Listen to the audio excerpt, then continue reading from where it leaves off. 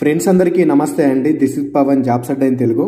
ఆర్ఆర్బీకి సంబంధించినటువంటి group D online application అనేది మనకి ఈ రోజు నుంచి స్టార్ట్ అయింది. నేను ఆల్రెడీ మార్నింగ్ దానికి ఏ విధంగా అప్లై చేయాలి అని చెప్పేసి నేను వీడియో చేశాను. మీరు ఇంకా అప్లై చేయకపోతే ఆ వీడియో చూసి అప్లికేషన్ అయితే చేయండి. అయితే అప్లై చేసేటప్పుడు మీకు కావాల్సినటువంటి డాక్యుమెంట్స్ ఏమిటి, అదే విధంగా దీనికి సంబంధించినటువంటి మిగతా విషయాల గురించి నేను క్లియర్ కట్గా ఈ వీడియోలో చెప్తాను. సో వీడియోని జాగ్రత్తగా ఇంటి వరకు అయితే చూడండి. అదేవిధంగా ఫస్ట్ ఆఫ్ ఆల్ వీడియోని లైక్ చేసే ప్రయత్నం అయితే చేయండి.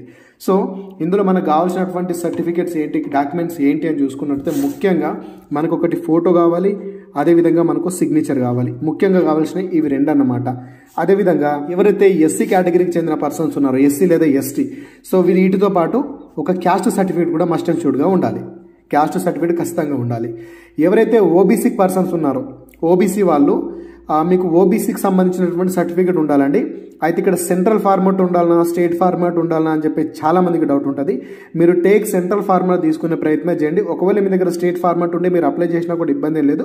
బట్ మీకు డాక్యుమెంట్ వెరిఫికేషన్ టైంకి కంపల్సరీ మీ దగ్గర స్టేట్ ఫార్మాట్లో కూడా ఉండాలి. ఎక్స్ట్రా అది కూడా ఉండాలి. అది కూడా తీసుకొని పెట్టుకుంటే బాగుంటుంది. వాళ్ళు మరి స్టేట్ ఫార్మాట్ ఎట్లా ఉంటుంది, దాన్ని ఏ విధంగా చేసుకోవాలో చూసుకున్నట్టయితే దాని గురించి కూడా నేను మీకు క్లియర్ కట్గా చెప్తాను.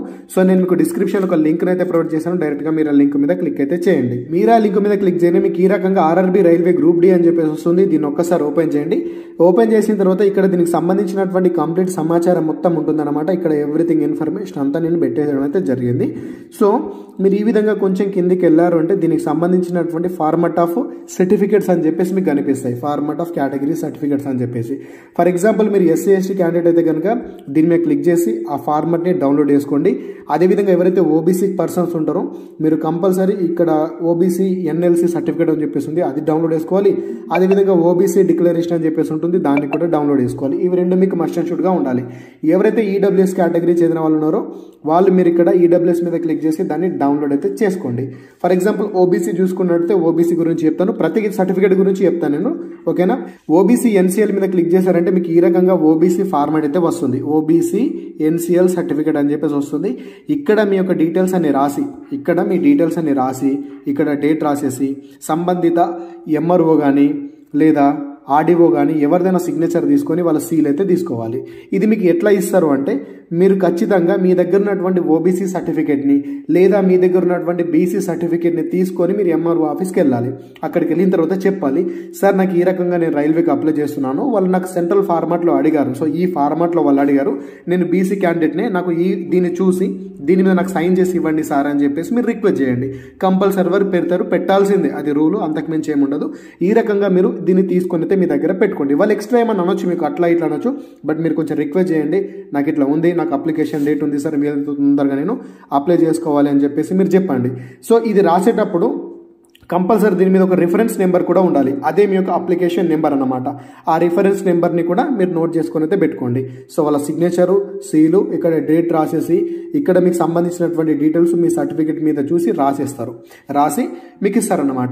ఇదొకటి ఓబీసీకి సంబంధించినటువంటి NCL certificate, OBC NCL certificate ఈ రకంగా ఉంటుంది. ఇది కాకుండా దీని తర్వాత మరొక సర్టిఫికేట్ ఉంటుంది. అది ఏంటి అంటే ఓబీసీ డిక్లరేషన్ అని చెప్పేసి కింద కనిపిస్తుంది కదా, ఇది. మరి ఇది ఏంటి అంటే దీన్ని ఒకసారి చూసే ప్రయత్నం అయితే చేద్దాం. ఈ ఓబీసీ డిక్లరేషన్ ఏంటి అంటే ఇది మన సెల్ఫ్ డిక్లరేషన్ అనమాట. పైన మన డీటెయిల్స్ రాయాలి, మీ పేరు, మీ ఫాదర్ పేరు, అదేవిధంగా మీ రెసిడెన్స్, మీ డిస్టిక్, మీ స్టేట్, అదేవిధంగా ఈ డీటెయిల్స్ అన్ని రాసేసిన తర్వాత ఇక్కడ ప్లేస్ మీరు ఎక్కడ, అదేవిధంగా మీరు ఏ డేట్ నాడు రాస్తున్నారో రాసేసి క్యాండిడేట్ సిగ్నేచర్ పెట్టేసి క్యాండిడేట్ నేమ్ రాయండి. ఇంతే. ఈ ఆర్ఆర్బీ రిజిస్ట్రేషన్ నెంబర్ ఏంటి అంటే ఇక్కడ మీ యొక్క రిజిస్ట్రేషన్ నెంబర్ రాసేయాలి. మీరు ఆర్ఆర్బీకి అప్లై చేసిన తర్వాత మీకు రిజిస్ట్రేషన్ నెంబర్ ఒకటి జనరేట్ అవుతుంది, దాన్ని రాసేస్తే సరిపోతుంది. ఇంతకు మించి ఏం లేదు. ఇక్కడ మీ సిగ్నేచర్ పెట్టుకుంటే సరిపోతుంది. ఒక దాని మీద ఎంఆర్ఓ లేదా ఆర్డీఓకి సంబంధించింది, ఇంకో దాంట్లో మీకు సంబంధించింది. ఈ రకంగా రాస్తే కనుక ఓబీసీకి సంబంధించిన ఇవి రెండు ఉంటే సరిపోతుంది. అయితే మీరు ఆన్లైన్లో అప్లై చేసేటప్పుడు ఓబీసీ వాళ్ళు సర్టిఫికేట్ని అప్లోడ్ చేయాల్సి ఉంటుందా అని చెప్పేసి చాలా మందికి డౌట్ ఉంటుంది. మీరు ఎటువంటి సర్టిఫికేట్ని మీరు అప్లోడ్ చేయాల్సినటువంటి అవసరం అయితే ఉండదు. ఓబీసీ వాళ్ళు కేవలం మీ యొక్క ఫోటోని, మీ యొక్క సిగ్నేచర్ని మాత్రమే మీరు అప్లోడ్ చేస్తే సరిపోతుంది, ఓకేనా. మిగతా కేటగిరీస్ ఏవైతే ఎస్సీ ఎస్టీ వాళ్ళు ఉన్నారో మీకు అక్కడ ట్రైన్ పాస్ అనేది ఫ్రీ ఉంటుంది కాబట్టి దాన్ని ఒకవేళ మీరు ఎస్ పెట్టుకుంటేనే ట్రైన్ ఫ్రీ ట్రావెల్ అథారిటీని మీరు ఎస్ పెడితేనే అక్కడ కేటగిరీ సర్టిఫికేట్ని అప్లోడ్ చేయాల్సి ఉంటుంది. అది కేవలం ఎస్సీ ఎస్టీ వాళ్ళు మాత్రమే. మిగతా ఎవరు కూడా క్యాస్ట్ సర్టిఫికేట్ని అప్లోడ్ చేయాల్సినటువంటి అవసరం ఉండదు. కేవలం మీ యొక్క ఫోటోని మీ యొక్క సిగ్నేచర్ని అప్లోడ్ చేస్తే సరిపోతుంది. ఓకే, ఇక్కడికైతే మీకు క్లారిటీ వచ్చింది అనుకుంటున్నాను.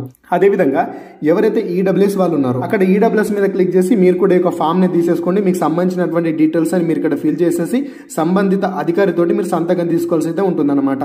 సో ఈడబ్ల్యూఎస్ సర్టిఫికేట్ కూడా మీ దగ్గర స్టేట్ ఫార్మాట్ ఉండాలి, at the same time central format కూడా ఉండాలి. ఖచ్చితంగా రెండు మీ దగ్గర మెయింటైన్ చేసుకునే ప్రయత్నం అయితే చేయండి.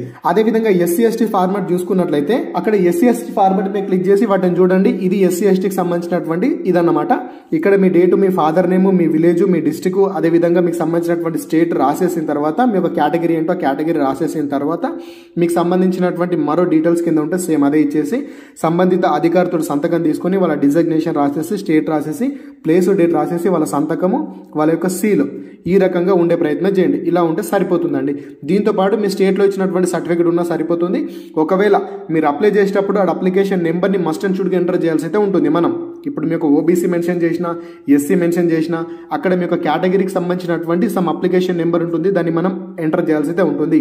ఆ ఖచ్చితంగా అప్లికేషన్ నెంబర్ అనేది మాత్రము ఒకవేళ మీరు ఈ ఫార్మాట్ తీసుకుంటే కనుక ఖచ్చితంగా అప్లికేషన్ నెంబర్ ఒక నెంబర్ ఉంటుంది, దీనికి ఒక రిఫరెన్స్ నెంబర్ ఉంటుంది. ఆ నెంబర్ ఉండేటట్టయితే చూసుకోండి. ఓకేనా, ఇదే చెప్పేది, అంతకుమించి ఏం లేదు. ఒకవేళ మీరు స్టేట్ సర్టిఫికేట్ తోటి అప్లై చేసినా కూడా ఇబ్బంది ఏం లేదండి, బేసిక్గా చేసుకోవచ్చు.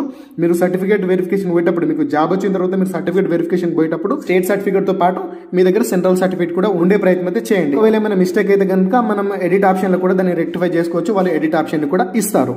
ఓకేనా, సో నేను చెప్పినటువంటి ఇన్ఫర్మేషన్ మీకు అర్థమైంది అనుకుంటున్నాను. మీకు సంబంధించిన సర్టిఫికేట్ని మీరు డౌన్లోడ్ చేసుకొని ఏదో ఒకటి ఎలా అయితే అలా చేసుకునే ప్రయత్నం చేయండి. మళ్ళీ చెప్తున్న జాగ్రత్త వినండి. ఎవరైతే ఎస్సీ ఎస్టీ క్యాండిడేట్స్ ఉన్నారో వాళ్ళు ఫోటోని, సిగ్నేచర్ని, క్యాస్ట్ సర్టిఫికేట్ని అప్లోడ్ చేయాల్సి అయితే ఉంటుంది. ఎవరైతే ఓబీసీ వాళ్ళు కానీ ఈడబ్ల్యూఎస్ వాళ్ళు ఉన్నారో వాళ్ళు కేవలం మీకు ఫోటోని, సిగ్నేచర్ని మాత్రమే మీరు అప్లోడ్ చేయవలసి ఉంటుంది. మీకు మరొకసారి అర్థమయ్యేటట్టు చెప్తున్నా, వినండి. ఓకేనా, మీకు అర్థమైంది అనుకుంటున్నాను. మీకు చాలా మందికి డౌట్ అయితే ఉంటుంది, బ్రో మరి మనం ఫొటోస్ని సైజ్ ఏ విధంగా తగ్గించుకోవాలి, ఎలా చేసుకోవాలి అని చెప్పేసి డౌట్ ఉండొచ్చు. సో ఇది చాలా ఇంపార్టెంట్. నేను ఆల్రెడీ గతంలో వీడియో చేస్తాను, ఆ వీడియో లింక్ కింద డిస్క్రిప్షన్లో ఉంటుంది. ఆ వీడియో చూసి మీ యొక్క సర్టిఫికేట్స్ రెడీ చేసుకున్న తర్వాతనే మీరు అప్పుడు అప్లై చేసే ప్రయత్నం అయితే చేయండి. సో ఇదన్నమాట. ఈ వీడియో కనుక మీకు ఉపయోగపడినట్లయితే కంపల్సరీ వీడియోని లైక్ చేయండి. అదేవిధంగా మీ ఫ్రెండ్స్కి వీడియోని షేర్ చేయడం మాత్రం మర్చిపోకండి. Thanks for watching. అందరికీ ఆల్ ది బెస్ట్. జై భారత్.